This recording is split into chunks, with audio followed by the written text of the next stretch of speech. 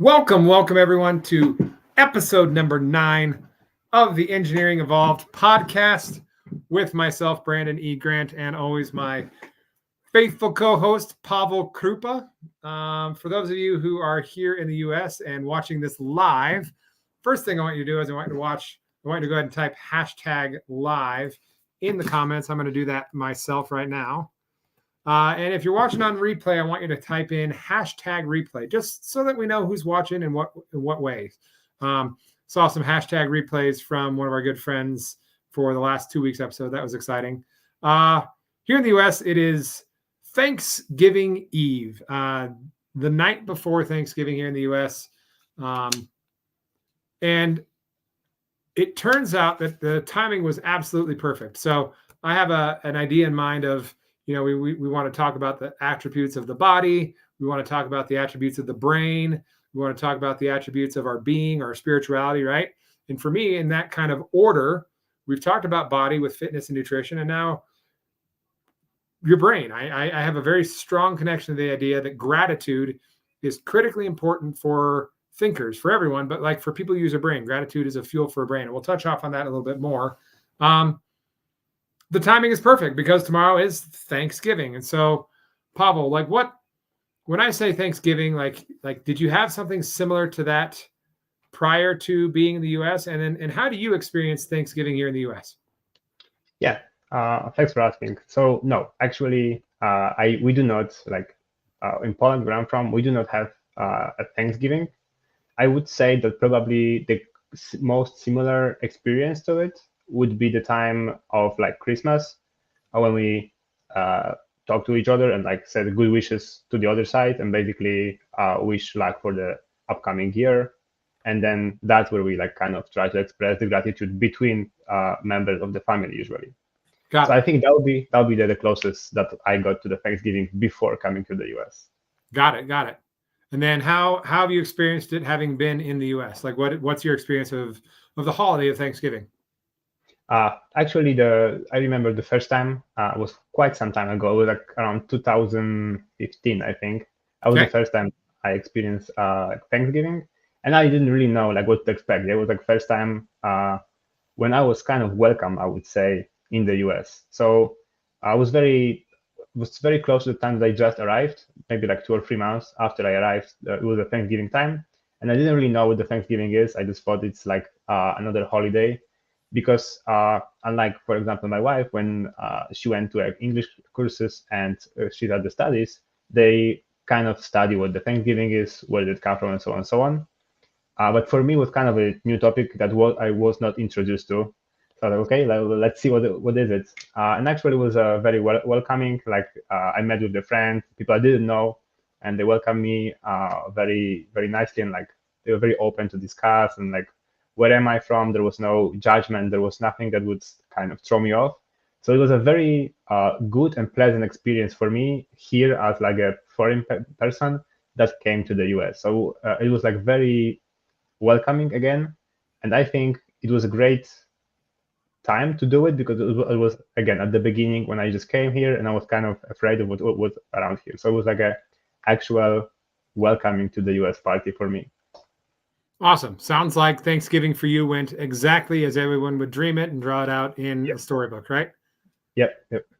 Nice. So the title of this week's podcast, for those of you who have joined us, before we get to that, I want to offer an invitation and make an ask of everyone who's watching and listening. We are working to get our Engineering Evolved LinkedIn page up to 500 follows so that we can start going live on there instead of my own. And so if you're watching this, I want you to take a moment to go and visit and find the Engineering Evolved page and like and follow so that we can continue to build that audience, continue to build engagement, and actually have a place where we can do this live. So I want to say and give gratitude and give appreciation for everyone who goes and does that. Thank you so very much. The title of this week's episode is Give Thanks or Receive Gratitude, which is kind of an interesting title. Pavel, when I say that, give thanks or receive gratitude, what comes up for you? I think I would say sometimes it's hard to describe it. I would divide it onto two. Either like appreciate who you are and what you did, and maybe what you've done today, just to kind of feel good about yourself, Right. if that's needed, or perhaps just saying something to the other person that you would like to express thanks to. I Got think it. I would divide this onto those two categories mainly. Awesome. And I really appreciate you sharing that. And so, and it is, there's internal gratitude or appreciation. There's external outward moving gratitude and appreciation. So I have a story for you. When I was working at Tesla and traveling back and forth every week, I would travel out there. As you know, I would travel out from Colorado. I'd fly out to Fremont, and I'd work for either 3 days or my 4-day week, and then I'd fly back. And I did that every week. I had a time where I was out walking, and we had an incident where we had made the decision that we were going to put one of our dogs down, right? It was my dog. He was not getting along with one of our other dogs, and they had gotten in multiple fights, and it was finally just a safety risk and a hazard for the other dog. And most concerned, I was worried about my kids and my wife. There was just an incident where it had gotten too far. And so I'm listening to, there's a Hawaiian gratitude meditation, gratitude practice. And I'm not going to try and say the name because I'll butcher it. I should have prepped for that. Yeah. But the basic idea is it's 4 statements. It's a mantra-based gratitude practice where it's thank you, I love you, I'm sorry, please forgive me. And so I did this over and over again. It's a beautiful practice because it covers all the emotions about an instance, right? You can do that. And I was prepping and listening because I ended up using that when I was there, kind of ho'oponopono. When I was there listening and sitting with my dog as he fell asleep for the last time. And I'm crying, I'm holding him. But before I did that, I was listening to this practice and this whole walking, listening to this meditation. And this woman who was doing the guided meditation got to the end, and something she said kind of forever changed the way that I think about or look at gratitude. And what she said was, I receive gratitude from you, and I receive gratitude and appreciation from the universe, just the way she was talking. And what struck me was, like all emotions, gratitude isn't, for me, it changed. It's not something that I give. Like I can express appreciation and I can express gratitude, but it's not up to me for that to hit the mark, right? If I say, Pavel, I'm so grateful and so appreciative of the fact that we've grown this podcast through 9 episodes and continuing to go. And thank you for the idea and the conversation and just the spark that said, hey, let's do this. I can say that. And I can feel that for you, but I have to receive that gratitude emotion into my heart, right? I have to receive that in. And then it's not up to me whether you receive that gratitude or appreciation or not, right? Like I can say it and the words are there, but like, words are just words. In order for that gratitude and that appreciation to really truly hit, I have to receive that. I have to let my heart receive gratitude for you and for any environment. And then you get to have a choice of receiving the words and receiving that same gratitude emotion yourself, right? Yeah. And so in that way, gratitude kind of hits and has to be received by 2 parties. So one gratitude, one appreciation act, one gratitude act actually can hit 2 people, which is why I think it's kind of fantastic, right? Yes. But here's one thing that I always, maybe not struggle, but I was kind of before trying to understand. I think the only way how the second person will kind of receive it, if you say so, is when you actually truly mean it. So if that's just words, that will never work. Like the second person will feel it straight away. 100%. That's I think a key point for whatever, being like authentic and being Yep. yourself when you say this. I think that would be a key point. And regardless if that's going to be towards your family, towards your friend, or towards a stranger, there is that magic power. Then regardless of like, if you truly mean it, the people will receive it and you will see it. Right. There is always some kind of like a connection between everybody. So yeah, I think what you mentioned is super important. And yeah. like, And 100%. Like you have to receive it. And if it's not authentic, if you're not expressing it authentically, it's likely because you haven't received it in your heart first. Yeah. So, I kind of came in with 3 different stories about gratitude. So that was the first one. It struck me that gratitude is not something that you give, you can express, you can share, but it's something you have to receive first and then express and share. The other one gets a chance to receive.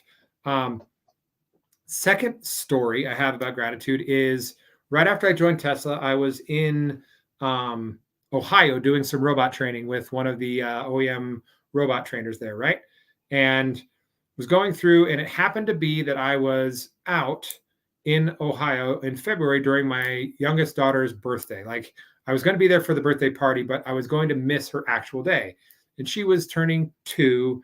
And so I was pretty sad about it. I was definitely depressed, and like things were going well. I was the single representative from Tesla to be out there getting the training. So everything's going well, but I was just in this funk.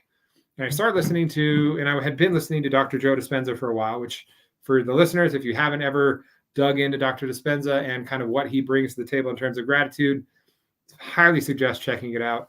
Pie in the sky, wouldn't that be a great podcast guest to have sometime, Pavel? But I'm sitting there listening, and he says, hey, if you want a life-changing practice, sit in gratitude for 5 to 10 minutes before bed, and just sit and sit in gratitude, receive gratitude for 5 to 10 minutes for bed for 7 days in a row, and watch your life completely transform. And I was in a hotel room alone, just kind of in the dumps. And so I chose to do this. And I just, I started with gratitude for my heart, right? Gratitude for this thing that I have that sits in the center, and it evolves and processes all these emotions from the day before I was born, long before I was born, until now. My heart has always worked with I didn't have to do anything. I didn't have to earn anything. My heart has beat every second. And how do I know it's every second? It's because I'm alive. I'm here talking to you. What a great place to start a gratitude practice with is just for this heart, this organ that is fundamental to our life, but we always often we can take for granted, right? And so I started there, the 7-day practice, and it was transformational. I was like, okay, this gratitude thing is legit. I have to do this and make it a part of my life. So that was kind of the beginning of this intentional gratitude practice, right? So like, would you go for it? Let me ask you a question. Yeah. So would you consider also perhaps a meditation being some type of gratitude, or like by meditating, do you think you can also kind of achieve the same result, or maybe you can tell how would you like do it? How would you appreciate by the end of the day or at the beginning of the day, the fact that you are here and the fact that you are happy with what's about to happen? So 2 questions there that I heard. One is, is gratitude and a meditation practice the same? And I think they can be, but I think they're also very disparate depending on how you enact them. And 2, like, I think I understood the question of like, how do you put a gratitude practice into play, right? Yeah. So for me, I have 2 kind of modes. One of the tools I have access to through the software and the access as part of my coaching program, and part of how I live, is I have a tool called the Stack, which is just a cognitive behavior therapy tool used to process emotions. And one of the stacks you do is gratitude. And there's a gratitude stack and an appreciation stack. And it's a series of questions that forces you, asks you, invites you to find and look and appreciate and find gratitude in different things. You can do it for things you dislike. You can do it for things you like. So that's one, is a gratitude stack. The second way that I do is I just sit and I think about gratitude, and I can get really woo with it. I can kind of circle gratitude energies, or I can just sit there and think like, hey, I'm really grateful for my wife. I'm really grateful for my kids. There's gratitude journals. Like, there's a lot of different ways you can do it. But for me, it's that focused intention time to find some way to sit and just process gratitude. So whether it's a stack, whether it's a gratitude journal, whether it's circling energies while thinking about gratitude, whether it's, speaking over the pillow, gratitude to your significant other about the things they did during the day. Like, as long as you have a practice and you figure out what works for you, before bed every night, I think is critical, because what I found is, I have some simple statements that I use, right? For fitness, for your body, it's eat cleaner and sweat every day. I think if 90% of the planet did that every day and use that as an anchor for how they approach their fitness, we'd all get better, right?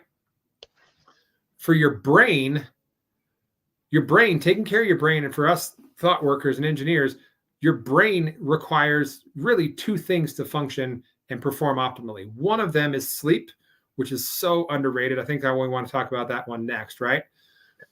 The second one is gratitude. There's an analogy I use where you say, okay, a lot of people talk about data is fuel for your brain. Knowledge is fuel for your brain, right? I completely disagree with that, because that would be like saying, let's talk about gas cars, right?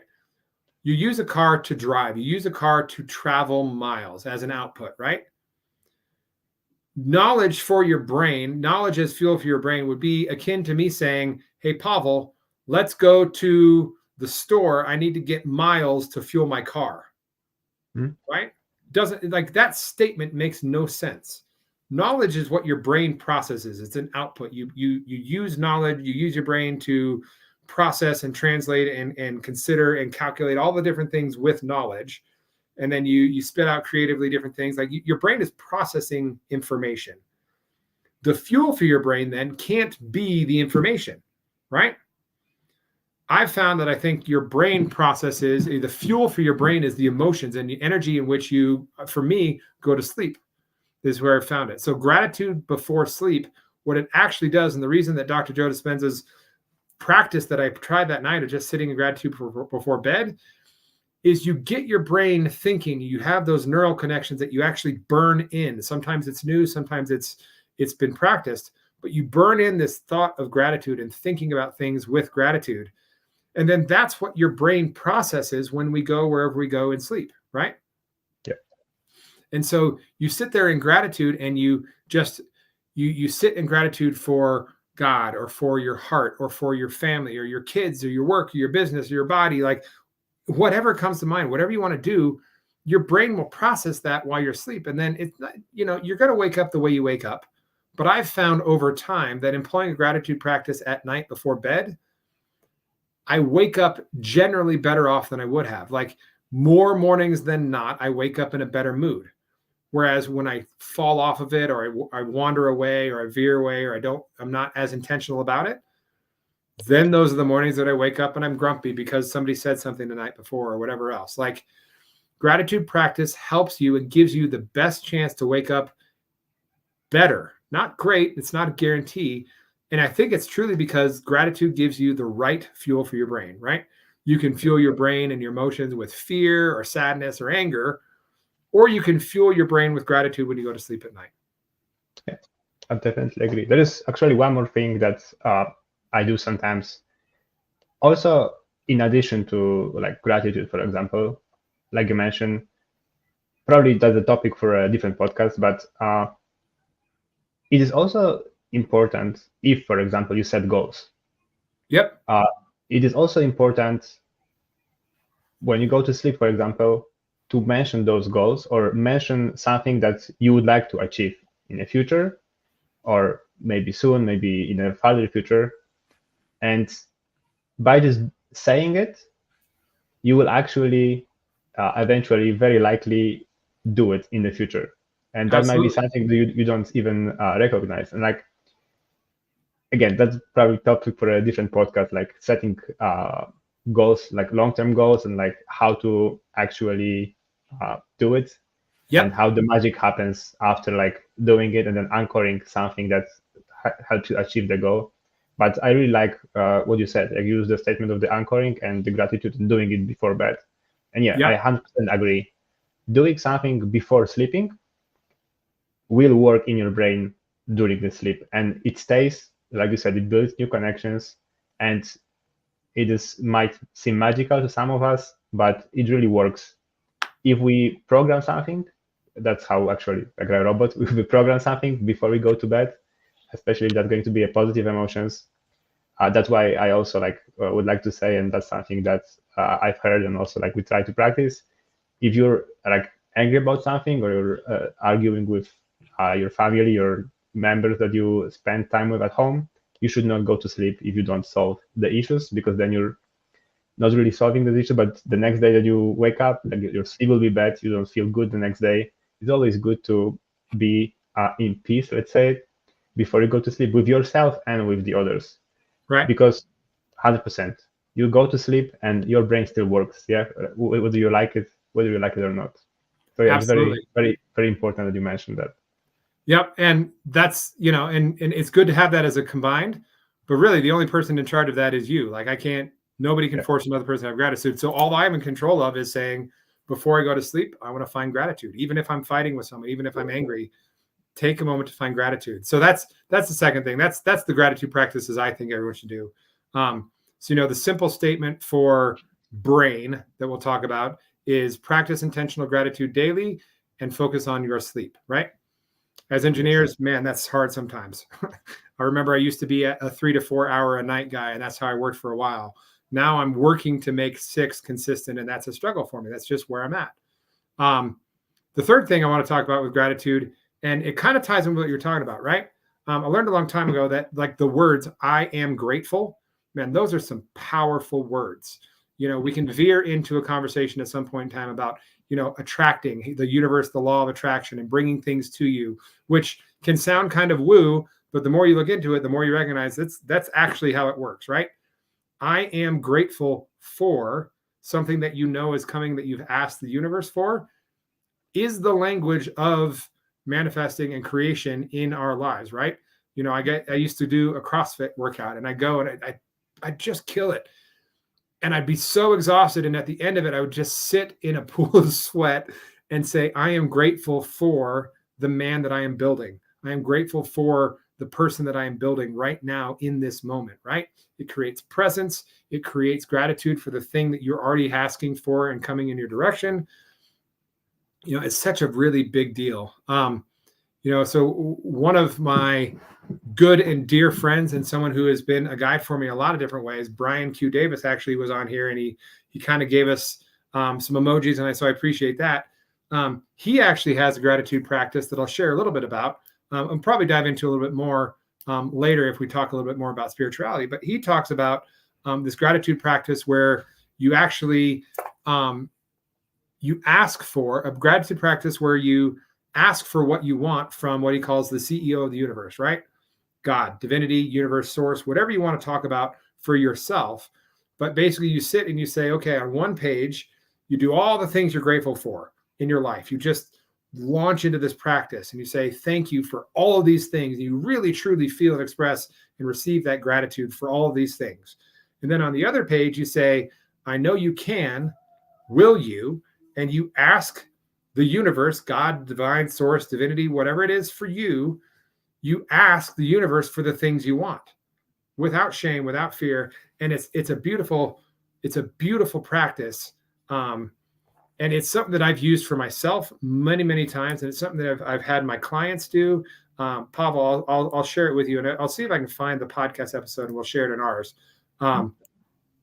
It's such a gorgeous practice, because what you find is, over time, just like you're talking about with setting targets, when you ask for things repeatedly and you write it down through gratitude, not through wanting. Wanting is an energy that keeps it wanting. But when you're grateful for the things that you're coming from because you've asked for them, they show up. There's a magic there. There is a magic there. And it comes through the language of gratitude. That's the only way it happens. And so for engineers, like, if you're thinking and listening and watching, you might be like, man, these guys are way woo. They're off in left field. That's fine. I challenge you to try it. A gratitude practice is how you fuel your brain, but it's also how you get what you desire, what you seek. It's how you communicate with the universe energetically to attract things into your life, right? Yeah. Now, that sounds a little woo, right? If you're talking about it from the old hardcore scientists that I came up as. But like, when I talk about that, Pavel, like, what's your reaction? What do you get from that? No, so I'm totally aligned with you. Of course, since I'm an engineer, there was a time where, exactly like you said, what the hell are those guys talking about? I think for those guys who are kind of skeptical, or like really don't believe in it, I think I would say two things. Number one is like, just try it and see how it goes. At the beginning, it might feel kind of like, let's call it stiff. So you'll just try to do it, but you don't feel it. But over the time, if you really want to do it and like keep on repeating, it will come easier and easier and like more naturally. But there is one thing regarding, like you said, this invisible connections. I think the best way of proving this is each of us, like when you walk on the street and you look at a person that is standing even behind you or like in front of you or like on the side, and you just think or look towards that person and have some thoughts about that person, it's very likely that that person will look towards you for no reason. Right. I think that's kind of like a proof to showing that there is something else, and actually, like you said, whatever it is, universe, whatever anybody thinks, and really there are connections. And just trying it doesn't cost nothing. Yeah, trying Right. that gratitude practice or goals practice, if somebody prefers, writing it down, repeating it, and just trying it out costs us nothing. Well, okay, it can cost you a few seconds or a few minutes of your time. And just see for yourself, right? There isn't anything to lose. If you try it, there isn't anything that you're going to do. Just try it out by yourself and see what this gives you back. Yep. And those results might not show up after a day or two, but they might show up after a month, after half a year, maybe after a year. But just go back to those thoughts that you had the other day and say, oh, well, maybe actually that works. Yeah. So I encourage everybody to try and see for yourself, does this really work? Because I think it does. And again, cost you nothing to do it, and it can give you great effects, and like you can feel good about yourself also after that. Absolutely, because like we said at the beginning, right? When you're doing this and you're talking about it, you're choosing to receive gratitude into your heart first. And so there's before we started the podcast, you had talked about the difference between, having a conversation about the difference between gratitude and appreciation, right? Now, that could be an entire other podcast, but for me, I think the two words are synonymous, right? But I think there's some really stark ideas and things that we can get from the fact that there's two words for more or less the same thing. One, gratitude and appreciation are an emotion that you have to receive and feel. But then, let's look at the word appreciation from a different angle, from the financial asset term, right? Appreciation is something that grows or gains value. By expressing gratitude, by expressing appreciation, you're actually, for yourself, appreciating the value of yourself. And then when I express gratitude and thanks, I'm actually adding to and appreciating the value of those around me through my intentional actions, right? It's such a practice and a word that's overlooked so much, right? And that appreciation is a gaining of value. And so saying thank you and feeling it, receiving that gratitude, expressing it for the people around you, it just adds value. The opposite is depreciation, which is done through the absence of gratitude. It makes total sense. So, there's a lot to dive in here. I'm excited for when we get to the conversations around being or spirituality and God, because it's something we don't talk about often in engineering circles. I hear it very rarely, almost never, much topic to be had in conversations there. But, I think for me, to our listeners, as we tie this up, as you enter tomorrow and we go through this Thanksgiving, there's a lot of different traditions and things that go around it. I offer you an invitation to just think about it as you have to receive it into your heart, receive gratitude into your heart as you express it first. And what it's going to do is it's going to do all the things we talked about. When you look at your wife across the street, across the table, your husband or your kids, your father or whoever else, whether it's through a remote, through a Zoom or whatever else, when you receive it, that other person energetically will be affected, right? We're all energy. And, just recognize that you receive it into your heart and go about tomorrow with that in mind and understanding that gratitude and appreciation is a real important thing. It can be about the Black Friday sales and it can be about the food and the people and the football and the beer or whatever it is. But there's an actual honest, deep felt energetic shift that happens when you receive gratitude and appreciate yourself through that reception. So that's what I'd ask other people. Pavel, what do you want people to take into tomorrow? I would say just start or try that practice. Everything that you mentioned, just try it. Like it costs you nothing, and just see what it gives you, see what it gives back, and see what you feel once you try it. I think that's all. Absolutely. And Pavel, I want to express my deep and heartfelt appreciation for you as a peer, as a friend, as somebody who is going through and kind of yelling out in the void that there is more. You can do more. You can be a better engineer than just focus on your work and your brain. I feel very aligned with you and connected with you, and happy to be on this journey with you for this season. So thank you very much, my friend.